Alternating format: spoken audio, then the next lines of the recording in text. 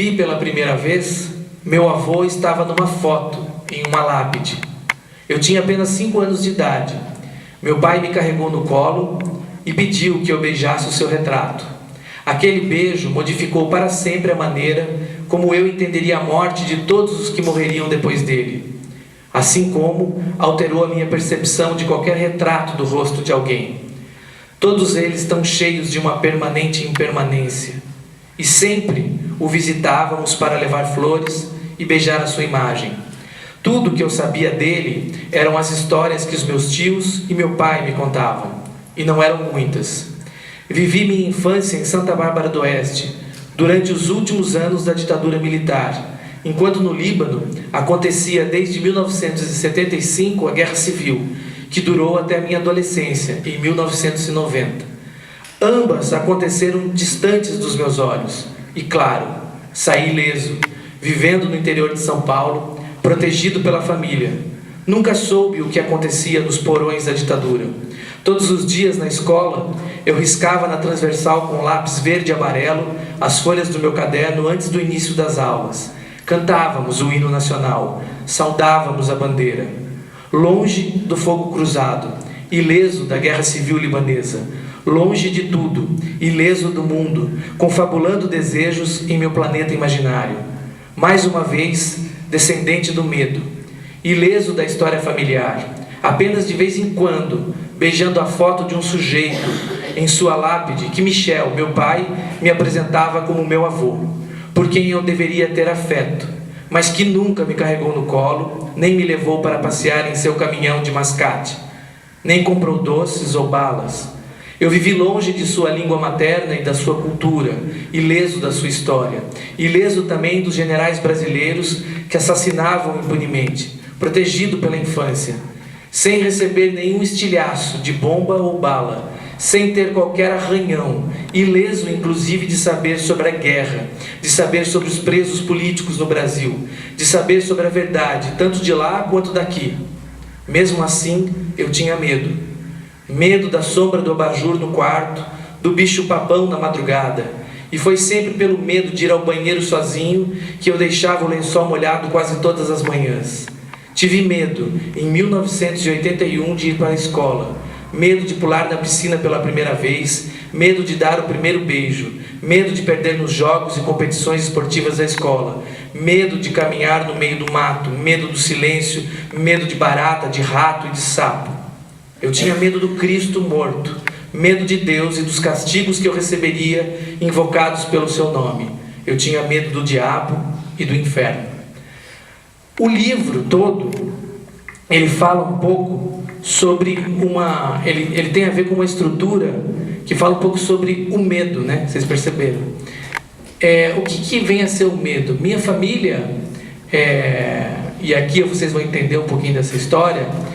Meu avô veio para o Brasil porque ele viu seus 2 irmãos mais velhos serem enforcados na árvore do quintal da sua casa, lá em Zahle, no Líbano. Naquele dia, em 1918, mais ou menos, os soldados turcos invadiram a casa do meu bisavô, pedindo para que ele desse ou toda a produção da lavoura daquele mês, ou ele desse os 2 filhos para lutarem para o exército. Só que além dos 2 filhos mais velhos, tinha o Assad, meu avô, que era menor, e tinha as 2 irmãs, que era minha tia Lucia, a outra que chama Vidóquia, e a minha própria Maria Marta, que é a minha bisavó. Então, você imagina, diante dessa situação, entra o exército e diz: ou você dá toda a sua produção da sua comida que você armazenou, ou você dá os seus 2 filhos para lutar para o exército. Porque isso era comum se fazer. Quando o exército está dominando uma região, eles precisam de voluntários, entre aspas, voluntários. Eles eram obrigados a entrar, eles tinham 16 anos na época, eram obrigados a lutar pelo exército turco. Diante dessa situação, o que foi que o meu bisavô entendeu? Ele entendeu que ele precisava, infelizmente, liberar os 2 filhos mais velhos, porque senão eles iam morrer de fome, os outros mais novos.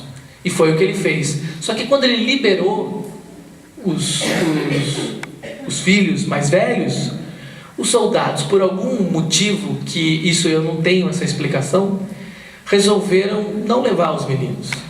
Simplesmente penduraram eles na árvore e enforcaram na frente de toda a família. Era um jeito. Um exército que era extremamente violento acabou tendo uma atitude irracional, né? Enfim, essa tragédia fez com que o meu bisavô olhasse para o filho dele mais novo, o único homem ali então, e falasse: você vai para o Brasil, porque pode acontecer com você o que aconteceu com seus irmãos.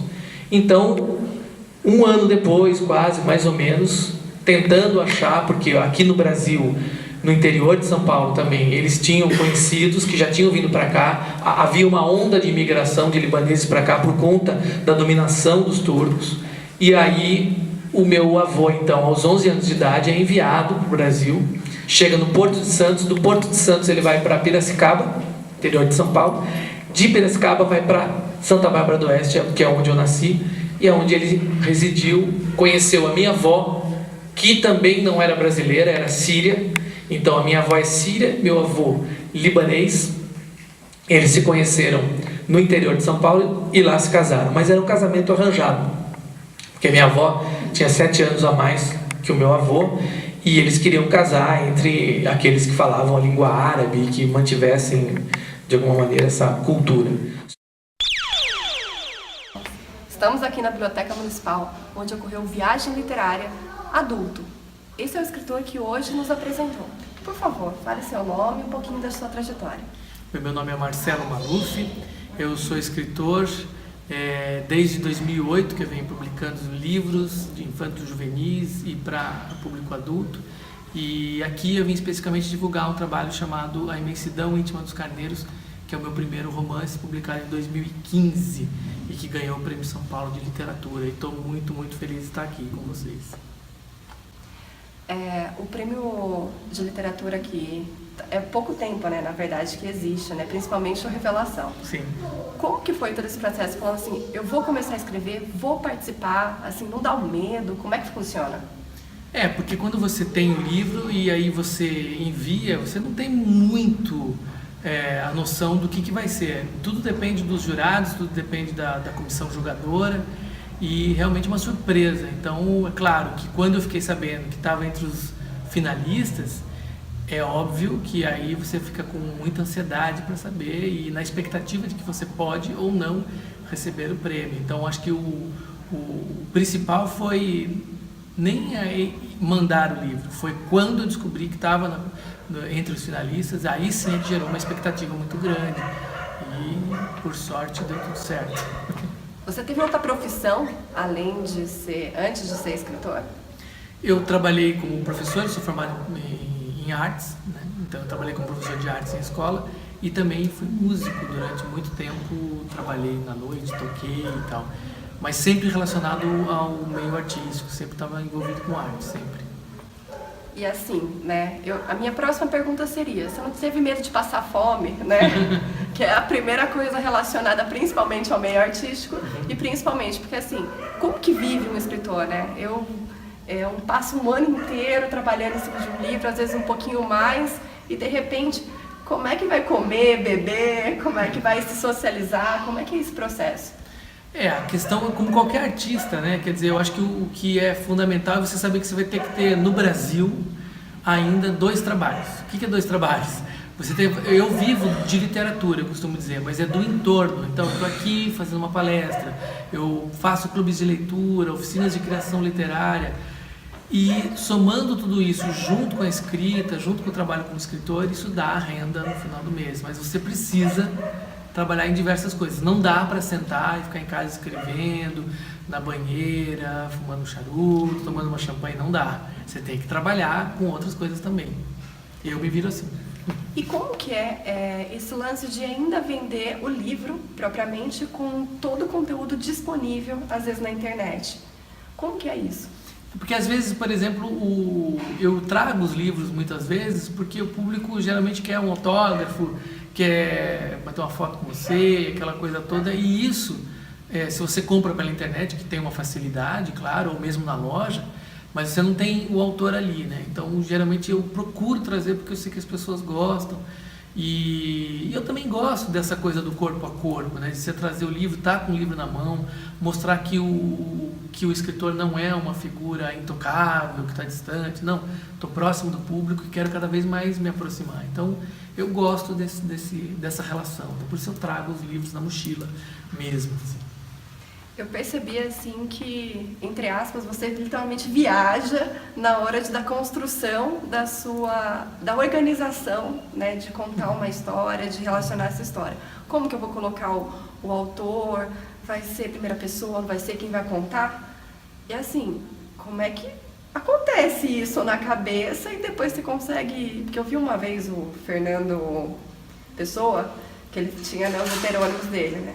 Aí as pessoas falavam, Fernando, eu encontrei com você nem me cumprimentou. Ele falou, não, e aquele dia era o Alberto Caeiro. Então, assim, como é que é isso? Eu acho que tem um processo um pouco dessa loucura, né, que acontece, porque quando eu estou envolvido num projeto, envolvido com um personagem, eu preciso me desconectar muito para sair de casa e fazer uma atividade cotidiana como ir ao banco, por exemplo. Senão eu posso ficar na fila e perder a vez, porque daí eu estou pensando em outra coisa. Então você realmente se liga num universo imaginário e acaba se desligando da realidade aqui, do aqui e agora.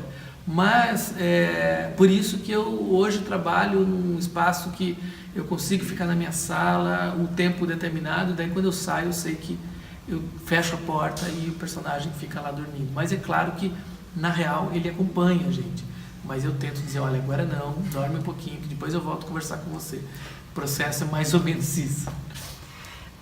Só para fechar, né, uma dica para quem quer começar a escrever, que você já nos contou aqui pessoalmente, mas dá uma reforçada no convite, né? Às vezes a gente consegue atingir mais escritores. Como que fica esse primeiro passo, segundo passo? Acho que é a dica que eu disse hoje à noite, que eu conversei uma vez com a Lígia Fagundes Telles, uma grande escritora, e eu fiz a pergunta para ela, como que eu faço para ser um escritor? E ela me disse assim, anota aí no seu caderninho, ler, ler e ler, escrever, escrever, escrever. Aí eu voltei, olhei para a cara dela, ela me disse, você quer mais o quê? Se você fizer isso, já é o bastante. Acho que isso é um bom começo. A outra coisa é ir atrás dos escritores, participar de oficinas de criação literária, se envolver com o mundo literário, ler muito e principalmente ler e escrever, que é a grande dica. Só pra gente fechar agora de verdade, eu queria que nessa sua centralidade você contasse uma piada. É difícil contar piada, mas nossa, eu sou bem ruim de contar piada. Mas eu não tenho muitas piadas, você me pegou de verdade. Tipo porque... Pintinho Pio, eu não imagino o que você riria, assim, uma boa. Eu só gosto de piada de quinta série, como diz a minha esposa. Você só gosta de piada de quinta série. Então, por exemplo, sei lá, eu posso olhar pra você e perguntar, Juliane, você gosta de maçã?